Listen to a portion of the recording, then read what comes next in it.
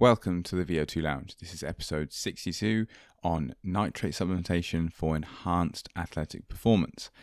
After the last episode I did, which was on sodium bicarbonate, if you haven't heard it, go back, listen to it if you're interested. It had a lot of good feedback from that, and for that reason, I thought I would touch on another less obvious, less pronounced performance enhancing supplement that is completely legitimate / legal to take under anti-doping regulations. And that is nitrates, which can be found in beetroot juice, for example, although in today's world, you can get it from various sources, and often you can buy online either like little shot vials, or you can get tabletized forms to hit the numbers, because the amount of beetroot, for example, you need to consume to reach the required dosage is a bit too high for it to be an enjoyable experience, really, unless you really love beetroot. But also, it's just a lot of mass you need to carry around. But anyway, so cardiorespiratory endurance is obviously a crucial component of physical fitness, reflecting the ability of the circulatory system and the respiratory system to supply energy during prolonged physical activity and eliminate fatigue products afterwards, as you're going along, like lactate, for example. Now, this endurance is particularly important in sports where energy is primarily generated through aerobic metabolism, typically involving efforts that last longer than 5 minutes, for example.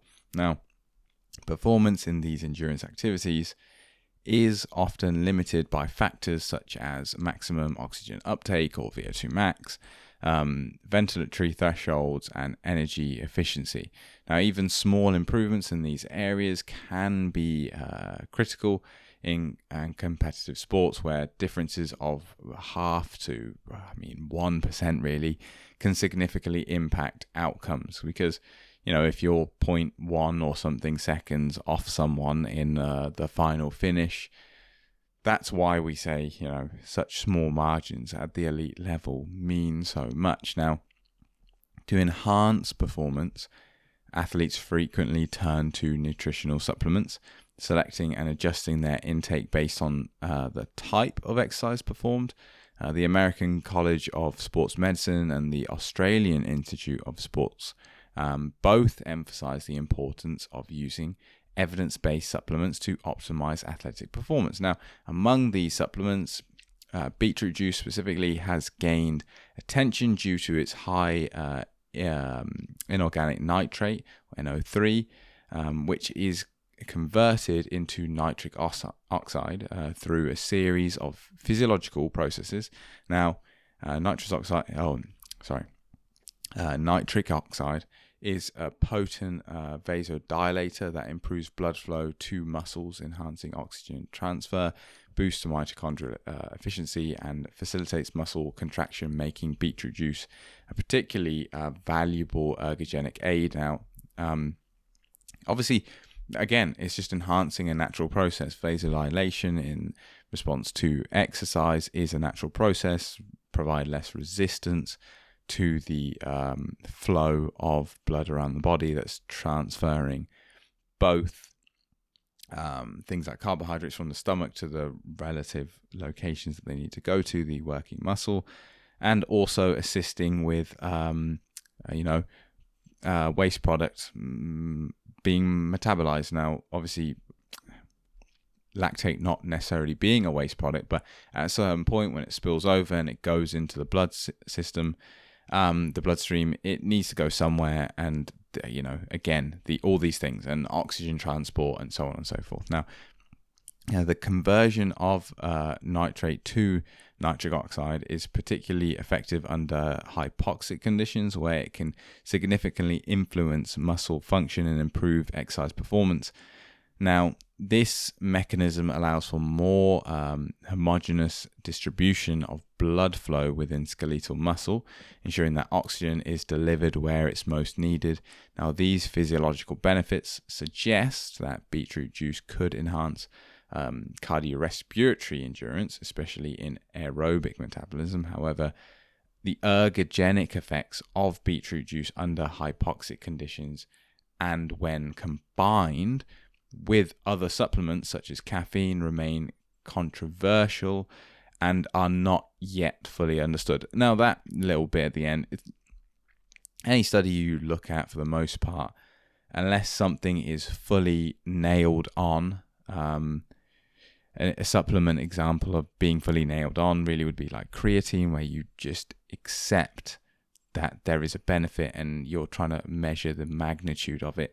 Things like nitrate, specifically ingestion, are more in that realm of less nailed on, and yes, measuring the magnitude of it, but it's still in that kind of phase of discussing what the benefits are, what the effect on the human body is. Does it truly translate into improved performance or not? Now, given the potential benefits of beetroot juice supplementation, the objective of this episode is to analyze its effects in cardiorespiratory endurance under various conditions, now including normoxia and hypoxia and its combination with other supplements. We'll focus on both the acute and chronic responses in trained endurance athletes, aiming to determine the appropriate dosage and conditions under which beetroot juice can maximize its ergogenic effects. Beetroot juice specifically, obviously, because this is the primary method at which people ingest it. That can be in a concentrated format, or it can be in a literal juicing of many, many beets. So what acute effects of beetroot juice supplementation do we have on performance? Several studies have demonstrated the positive effects of acute beetroot juice intake on performance parameters related to the cardiovascular and respiratory systems. Now, one such parameter, known as economy, reflects the relationship between oxygen consumption, or VO2, and the power generated or distance traveled by an athlete. Both equally important to some extent, although distance, I suppose, is the end measured metric. Now, improved economy means achieving higher output power with the same VO2 level, a crucial factor in cardiorespiratory endurance in general. Now, beetroot juice supplementation has been linked to increased blood flow, which enhances oxygen delivery to the mitochondria, stimulating oxidative metabolism. Now, additionally, nitrate supplementation from beetroot juice may improve muscle contraction and the relaxation process, now further contributing to the enhanced athletic performance in general. Now, research on trained cyclists has shown that beetroot juice supplementation can lead to notable performance improvements. In one study, for example, cyclists experienced a 0.8% improvement in performance during a 50-mile test, essentially a time trial, with significant efficiency gains observed in the final 10 miles, as measured by the ratio of watts to VO2. Another study assessed the effects of beetroot juice during a 40-minute submaximal intensity test and found improvements in VO2 and efficiency, though these did not reach statistical significance. Something you'll hear in studies where they put this information out there and then say it's not statistically significant, and essentially usually it just means that there is not enough of the population that essentially conform to the results you're getting. I think usually use 95%. So it's showing that some of these people clearly aren't performing, and they didn't deem the results to be statistically significant. Now, the time to exhaustion at 90% of VN2 max improved by 16% post-supplementation. Now, these findings suggest that beetroot juice may have an ergogenic effect, particularly in prolonged cycling events that involve fluctuations in the intensity. Think of a road race. You go from doing maybe zone 2, depending where you are in relation to the bunch, but zone 2, tempo, sweet spot, then you're doing VO2, you're doing neuromuscular, everything's coming at you in all sorts of different capacities. Now, Evidence of beetroot juice ergogenic potential comes from time trials where it was found that reduced completion times by 2.7% in a 16K time trial, 16.1, 10 mile, for those who still operate in those kind of units. I know the time trial scene is very much a mile denoted distance setup. And by 2.8% in a 4 kilometer time trial. So very short, very flat out essentially effort. Now these improvements in performance were accompanied by increases in efficiency, with the watts per VO2 improving by 7% and 11% in their respective trials. Now similar efficiency gains were observed in high performance kayakers, indicating that beetroot juice supplementation may benefit athletes across various endurance sports, which would make sense in reality. The effects global to the body, and so any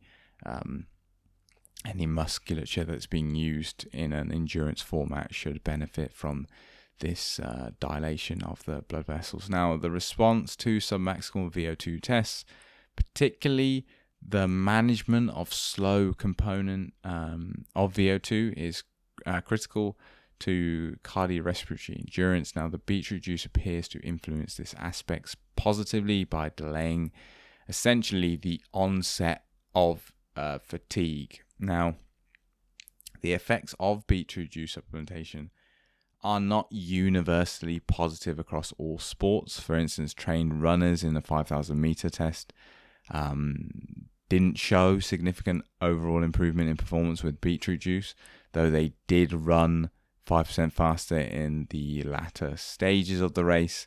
The lack of significance might be due to the timing of supplementation, as the runners took beetroot juice about 90 minutes before the test, while other studies provided supplements about 50 to 180 minutes before the test.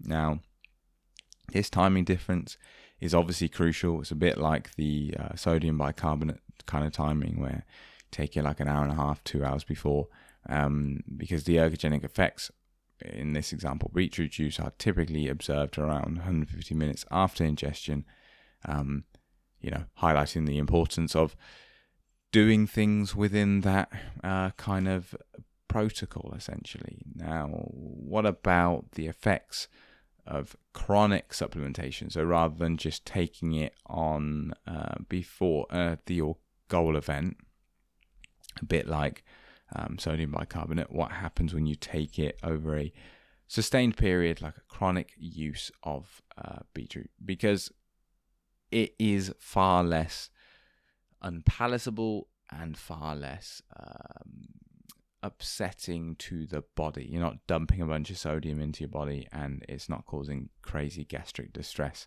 unless you're, somehow kind of allergic or something to beetroot.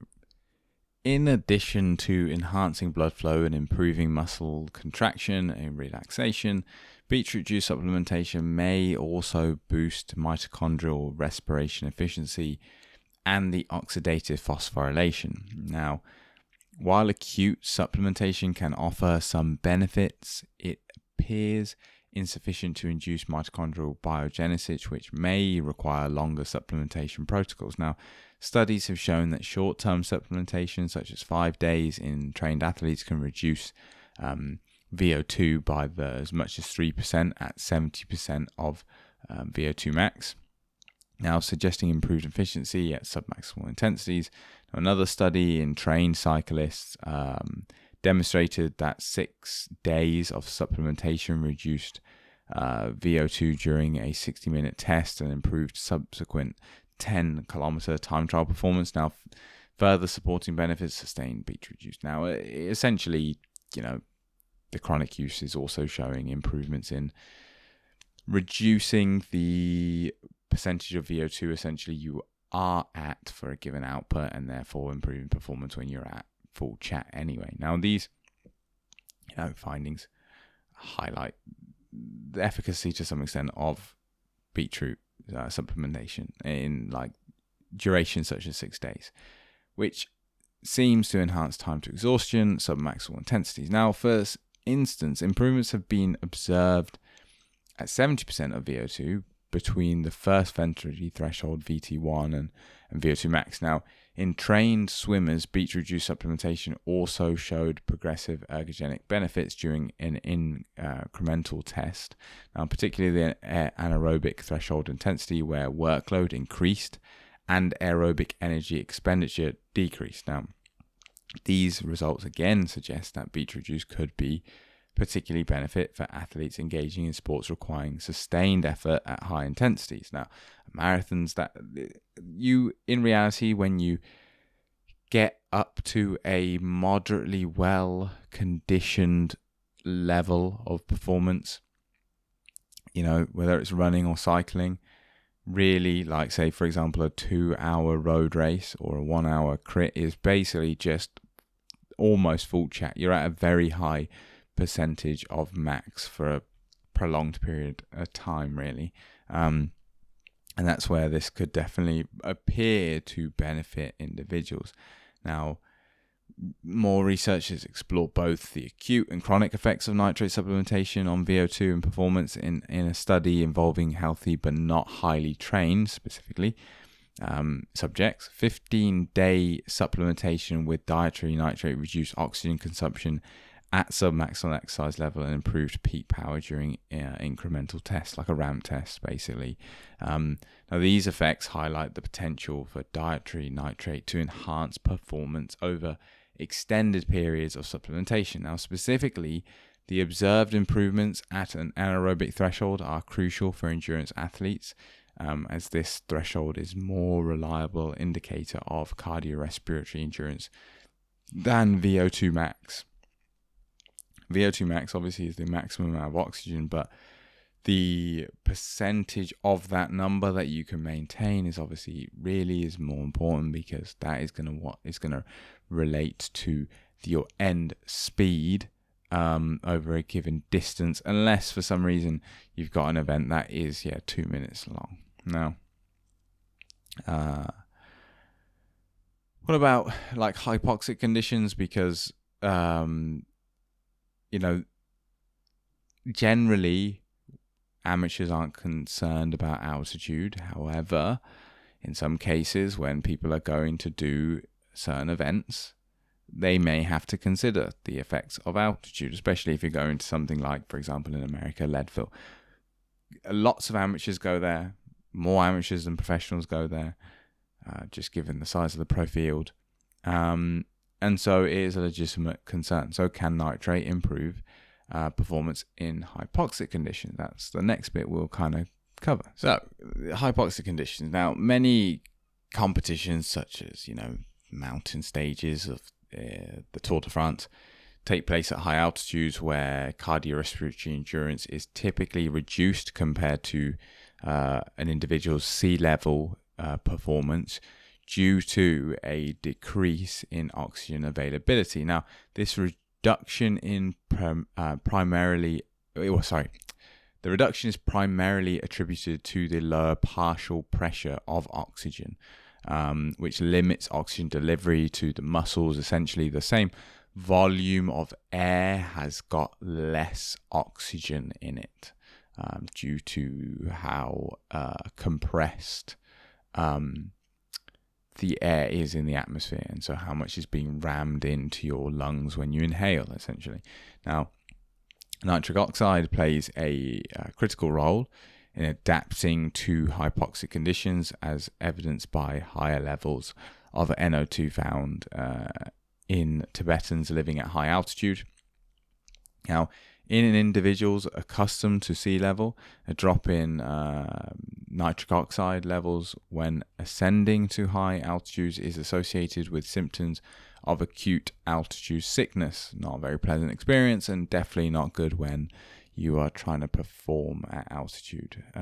This is going to be more of a case, I think, at least from my understanding, if you're at a stage as a tour, for example, and you go up to 2,500 meters and come down, less likely to suffer from this acute mountain sickness. Whereas, for example, if you're going to something like Leadville and you're there for probably you're going to be there the day before, really, in reality. Maybe you are able, I don't know the exact geography and how low you can stay the day before, but that's kind of where definitely it could set in. You're there for a prolonged period of time. The race is very long in itself. That's where you really could start suffering. Now, the vasodilatory effects of nitric oxide could potentially enhance oxygen delivery, and therefore supplementation with beetroot juice might mitigate the negative impact of hypoxia on cardiorespiratory endurance. It's kind of just like the same as, in a way, you're just raising the ceiling a little bit. And like, for example, if someone with a high VO2 goes to altitude, what you've lost is, yes, maybe relatively the same to the person with the lower VO2, but you still are higher, essentially. Your output is still higher than that of an individual. It's not normalizing you to the same number. Now, studies on the effectiveness of beetroot juice supplementation under hypoxic conditions have just generally yielded mixed results. A study examined really the impact of both acute and chronic beetroot juice supplementation on performance during a 15-minute test at 50% of VO2 max and a 10 kilometers time trial at the simulated altitude of 2,500 meters, which is a common number, really. It's kind of north of 2,000s where you start to consider things as at like reasonable altitude. Now, the study found no significant improvement in performance variables, aligning with the research that also reported no enhancement in performance among well-trained runners during various tests, now including the incremental intensity tests and 10K races. In some of these studies, the timing of beetroot juice intake, again 90 to 120 minutes before exercise, may have been the reason for the insufficient peak in the blood, and essentially meaning, again, the test is kind of not in void, but just isn't necessarily telling you that there is no response. It just could be that you haven't reached the threshold for this positive response. Now, contradictory results have also been reported in general. For example, another study found that 3 days of beetroot juice supplementation improved efficiency and extended time to exhaustion during a test at 75% of VT1 and VO2 max at a simulated altitude of 2,500 meters. Now, again, another study reported beetroot juice supplementation reduced VO2 during a 15-minute test at 60% of VO2 max. Now, an increased speed was also seen in the 10-mile time trial with, again, trained cyclists under hypoxic conditions. Now, these results obviously contradict the previous ones, suggesting that there was no response. Now, the literature presents lots of conflicting data. There is evidence to suggest that beetroot juice supplementation could improve performance under hypoxic conditions by enhancing oxygenation at the muscular level. I think, for me, because it's something that you probably don't have access to trialing, if you already use, like you're using beets to supplement during your normoxic, like your sea level training, then I would just continue using it at altitude, whereas I wouldn't introduce it necessarily for altitude. Maybe it's just another thing that could go wrong. Maybe you use it for a month beforehand, and if you see positive results, then you continue it through to altitude. But the results seem very conflicting in whether people respond, or it could simply be that, one, the timing is critical, this like north of 150 minutes kind of thing, and then also potentially the window of responders is also quite large. Like, you've got a lot of people who respond well and people who don't seem to respond at all to it, so that could also be a factor. So potentially, if you don't respond much at sea level, then you're probably not going to respond to it much at altitude. Right, so just like the sodium bicarbonate episode, we're going to go into kind of the interactions between nitrates and other supplements. Now, specifically, you've got caffeine, for example. Now, caffeine supplementation has become increasingly popular among athletes due to its various ergogenic effects. I personally, big fan of using caffeine for any race, really. Caffeine acts as a central nervous system stimulant by antagonizing adenosine. That's part of the thing for me, is just, especially late into the season, you can feel quite cognitively drained from having to bury yourself maybe once a week, maybe twice a week in some instances, and caffeine just perks me up on that start line and just makes me feel switched on with the race. Now, this antagonization of adenosine leads to an increased alertness and reduced perception of pain and discomfort in general. Now, it also boosts catecholamine levels and enhances skeletal muscle contractility by promoting calcium release from the sarcoplasmic reticulum, and helps regulate thermoregulation in general. Now, these effects collectively contribute to improved performance in both cardiorespiratory endurance activities and team sports. Now, typically, the performance-enhancing effect of caffeine plateau at doses ranging from 3 to 6 milligrams per kilogram, making it widely used supplement among athletes. Now, if we just take my dosage, for example, I always go with the 3 grams per kilogram. Now, for me, at let's say 87 kilos, it comes out as 260 milligrams or something like that. So I often end up just going for 300 milligrams. There is an element of, depending how early the race is, like if I've got a 1 p.m. race, then I'll probably have already had a coffee, so caffeine levels even higher then. But that tends to be what I go with, because I use a tablet and those are already in 100 milligram dosages essentially. Now, the potential synergetic effects of combining caffeine with beetroot juice, researchers conducted a study where cyclists were supplemented with 8 millimole of NO3 from beetroot juice and 5 milligrams per kilogram of caffeine, so a decent dose. Now, the participants first cycled for 30 minutes at 60% of VO2 max, and then continued until exhaustion at 80% of VO2 max. Now, the combined supplementation did extend the time to exhaustion by 46% compared to the placebo, so a drastic change in overall and the end duration. The improvement was not statistically significant again. Now, the combination of beetroot juice and caffeine did not enhance performance more than when each were supplemented separately, suggesting that their effects might not be additive, which is something I have heard in the past. For example, the Trainer Road podcast, cycling podcast, back, we're talking 2021 kind of time. They used to talk about a reasonable amount, and it sounded like, at least from some anecdotal stuff from individuals, but then also from them reading out essentially studies, it did seem like the two were not necessarily synergistic. And so if you're a non-caffeine drinker, then cool, this is your alternative. If you are a caffeine consumer, then maybe this effect doesn't compound with one another. Now, another study on top of this aims to simulate the conditions of an Olympic cycling time trial, testing both male and female cyclists with beetroot juice and caffeine, 8.2 millimole and 3 milligrams per kilogram.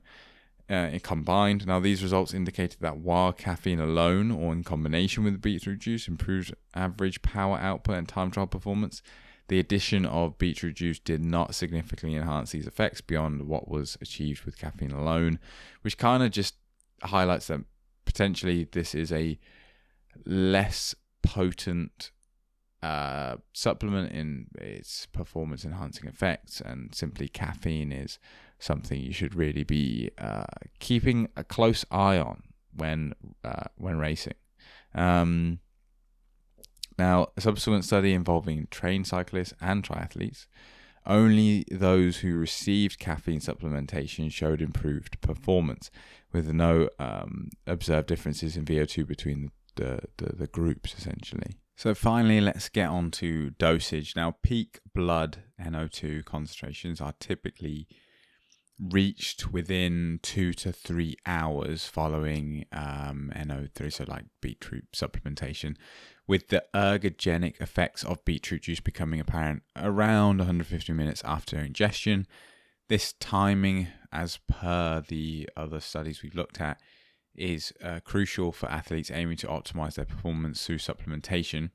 It's important to note that the use of oral antiseptic rinses should be avoided when taking beetroot juice, as these can inhibit the conversion of NO3 to NO2, thereby preventing the desired increase in NO2 levels. That is critical for the supplement's effectiveness. Now, most studies have found that supplementation dosages of 6 to 8 millimole of NO3 from beetroot juice is effective in enhancing athletic performance. However, there is evidence suggesting that higher performance athletes might require slightly higher doses to achieve the same ergogenic effects. Now, for instance, in elite kayakers, a dose of 9.6 millimole results in 1.7 performance improvements in a 500 meter test, in contrast to a lower dose of 4.8 didn't show any significant enhancement in performance in a 1,000 meter test. Now, indicating that the dose response relationship may vary based on specific demands of the sport and athlete's level of training, essentially. So you'll need to adjust this to your specific requirements. Now, overall, the findings suggest that while standard doses of beetroot juice are beneficial for many athletes, people with the high end likely need more supplementation. So, what's your takeaway from all this? Do you now think you're going to experiment with it? I personally have never taken the leap to purchase and experiment with nitrate supplementation. With its interaction with caffeine, caffeine has always been my go-to supplement, really, when it comes to like performance on the day, really. So I've never taken the jump over across. But has this convinced you otherwise? Are you someone who wants to try experiment with both, or are you someone who doesn't consume caffeine and now this provides a option to get some kind of performance gains that maybe someone who's taking caffeine can't necessarily also be utilizing? So for more content like this, explore my previous episodes and consider following, rating and sharing the podcast wherever you get your podcasts from. Share your thoughts or suggest future topics at the vo2lounge@gmail.com or in the VO2 Lounge Discord server. All the links will be down below. Thank you for tuning in, and until next time, it is goodbye.